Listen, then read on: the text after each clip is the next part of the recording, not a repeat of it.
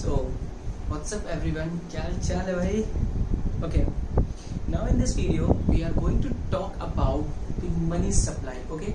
Money supply क्या होता है? देखो सिंपल सी बात है, मनी सप्लाई का मतलब होता है वो पैसा या फिर वो करेंसी या नोट जो पब्लिक के पास अवेलेबल है at a particular point of time. ठीक है, देखो इसमें आप किसी भी तरीके से गवर्नमेंट के मनी को नहीं लेने वाले, मतलब चाहे वो सेंट्रल गवर्नमेंट का हो, स्टेट गवर्नमेंट का हो या फिर लोकल का हो या इवन कमर्शियल बैंक का पर्सनल हो या फिर आरबीआई का हो, ये चीज इसमें नहीं आने वाली है. सिंपली मनी सप्लाई क्या होता है, पहले हम थोड़े से वर्ड्स को यानी पॉइंट्स को पढ़ते हैं, फिर हम इसको थोड़ा डिस्कस करते हैं. मनी सप्लाई क्या है? It is the total stock of money. Total stock का मतलब क्या है?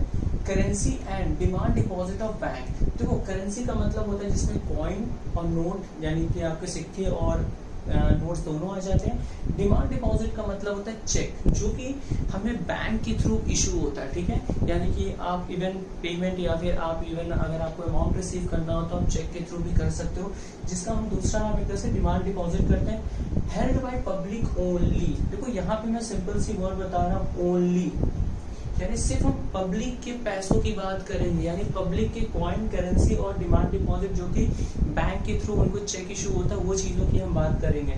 ठीक है, at a particular point of time. So simply we can say that money supply क्या होता है? मनी सप्लाई इज सिंपली क्या है? It is the stock of a money which is held by the public only at a particular point of time.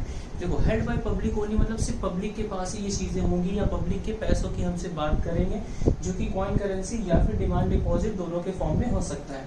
अब देखो component of money supply, यानी देखिए ये सारी कुछ चीजें हैं. जैसे कंपोनेंट ऑफ मनी सप्लाई में कहते हैं पहला करेंसी यानी पेपर नोट एंड कॉइन हो गए. देखो ये सारी चीजें जो पॉइंट है, हम ये सारी चीजें हम पब्लिक के लिए ही बात कर रहे हैं यहाँ पर. ठीक है, कॉइन एंड करेंसी भी होगा और फिर demand deposit of peoples with the commercial bank. Simple सी बात है, पीपल आ गया तो मतलब हम बात कर रहे हैं पब्लिक की. ठीक है, देखो कमर्शियल बैंक के थ्रू जो डिमांड डिपॉजिट होता है वो, यानी कंपोनेंट्स की बात करें तो दो कंपोनेंट्स, एक है मेरा करेंसी जो कि पेपर नोट या कॉइन के फॉर्म में होगा और दूसरा डिमांड डिपॉजिट जो कि बैंक के थ्रू हमें इशू होता है.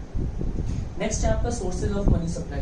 अब देखो कौन कौन से ऐसे फैक्टर्स है या कौन कौन से ऐसी चीजें हैं जिनके जरिए जो है वो पैसों का मनी सप्लाई होता है. सिंपल सी बात है, पहला गवर्नमेंट आएगी जो कि इशू करती है ₹1 का नोट या फिर अदर कॉइन्स की बात कर रहे हैं. नेक्स्ट आरबीआई जो कि पेपर करेंसी को इशू करती है.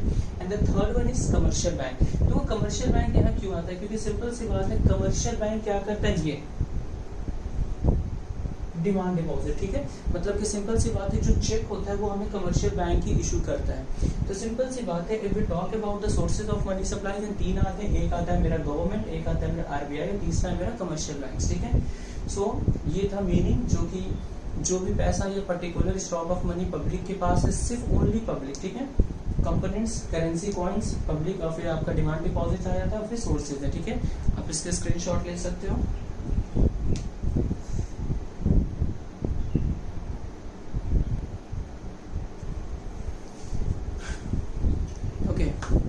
Now let's talk about the measures of money supply. Okay, there is a 4 measures of money supply. 4 measures है मनी सप्लाई के. सबसे पहला है मेरा M1. M1 में क्या क्या चीजें इंक्लूड होगा? Currency and the coin with the public, यानी करेंसी एंड कॉइन जो पब्लिक के पास है, जिसको आप शॉर्ट फॉर्म में CB कह सकते हो. Demand deposit of commercial bank, जिसको आप DD भी कह सकते हो. And the other deposits with RBI, जिसको आप शॉर्ट फॉर्म में OD भी कह सकते हो. ये तीन फैक्टर्स को अगर हम प्लस करेंगे, आपस में जॉइन करेंगे तो मेरा M1 आएगा. ठीक है, अब देखिए कुछ पॉइंट्स मैंने लिखे हैं जो आपको ध्यान रखना है M1 कैलकुलेट करते टाइम. पहला point, any currency held with government and the bank not to be included. देखो कोई भी करेंसी अगर गवर्नमेंट या बैंक का है तो वो इंक्लूड नहीं होगा.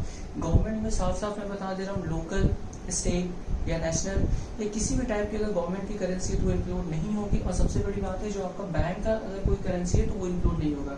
Next, inter bank deposits are not to be included. Inter bank deposit का मतलब होता है जब एक बैंक दूसरे बैंक के साथ जो भी लेन देन या एक्सचेंज करती है तो वो चीजें इंक्लूड नहीं होगी. और दूसरी चीज, डिपॉजिट हेल्ड बाय आरबीआई, मतलब ये other deposit held with RBI में क्या क्या चीजें आएंगी? पहला foreign banks and the government, अगर फॉरेन बैंक या किसी फॉरेन गवर्नमेंट का कोई डिपॉजिट है तो वो इंक्लूड होगा. पब्लिक फाइनेंशियल इंस्टीट्यूशन, अगर कोई पब्लिक फाइनेंशियल इंस्टीट्यूशंस के थ्रू अगर कोई डिपॉजिट आरबीआई कलेक्ट करती है तो वो इंक्लूड होगा। Next world bank and IMF का अगर कोई डिपॉजिट है तो वो चीजें हम इंक्लूड करेंगे। एक चीज और, deposit of Indian government and commercial banks with RBI not included. देखो अगर आरबीआई के पास, ठीक है, अगर कोई इंडियन गवर्नमेंट यानी जो मैंने बोला state local national commission national government के लेवल के अगर कोई उनका पैसा है या फिर कमर्शियल बैंक का अगर कोई डिपॉजिट आरबीआई के पास है तो वो चीजें नॉट इंक्लूडेड यानी इसमें इंक्लूड नहीं होंगी। तो ये चीजें थोड़ा सा आपको ध्यान रखना होगा इस पॉइंट को अगर समझना है तो, ठीक है।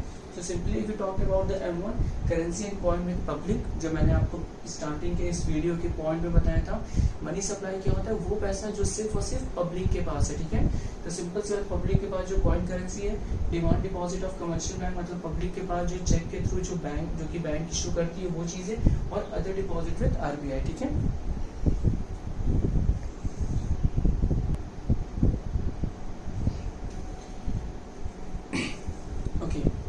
Now let's talk about the second, third, fourth. देखिए ये तीन ज़्यादा इंपॉर्टेंट नहीं है, ठीक है।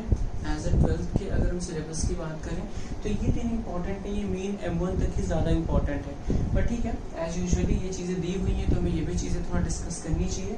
सो M2 का मतलब होता है M1 यानी currency coin with public plus demand deposit of bank या फिर अदर डिपॉजिट विद आरबीआई। इन चीज़ों के साथ साथ saving deposit with post office savings bank. देखो पोस्ट ऑफिस सेविंग्स बैंक को अलग रखा गया क्योंकि we know that post office कभी भी लोन नहीं देता है, ठीक है। ये चीज आप याद रखिएगा। यानी पोस्ट ऑफिस में क्या होता है कि आप लॉन्ग टर्म पर्पस के लिए लोन या शॉर्ट टर्म पीरियड के लिए आपको लोन नहीं मिलता, तो जो पोस्ट ऑफिस के बाद जो सेविंग डिपॉजिट है वो हम ऐड कर देंगे M1 से, तो मेरा आ जाएगा M2। नाउ M3 के लिए M1 चाहिए plus net time deposit with bank.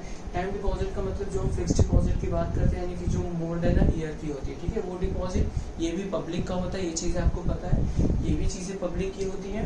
And the next one is M3 plus total deposit with post office savings bank. और जो टोटल डिपॉजिट पोस्ट ऑफिस करता है वो आएगा एक्सक्लूडिंग NSC मतलब नेशनल सेविंग सर्टिफिकेट। मतलब देखो NSC क्या होता है, मतलब कई बार क्या होता है कि जो पोस्ट ऑफिस होते हैं वो भी अदर कंपनीज में या फिर बाहर की मतलब बाहर की कंपनियों में पैसा इन्वेस्ट करते हैं एज अ शेयर्स के फॉर्म में, ठीक है।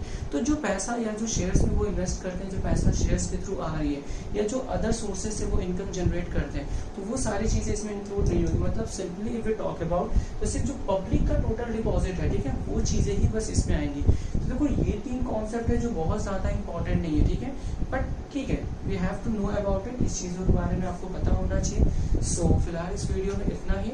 सो कीप वॉचिंग, और अगर आपको लगता है और if you feel that the videos या फिर the points of my video is reliable for your knowledge और फॉर योर कह सकते हो पॉइंट्स के लिए, एग्जाम्स के लिए, then please share this video as much as possible with your friends and subscribe the channel, okay?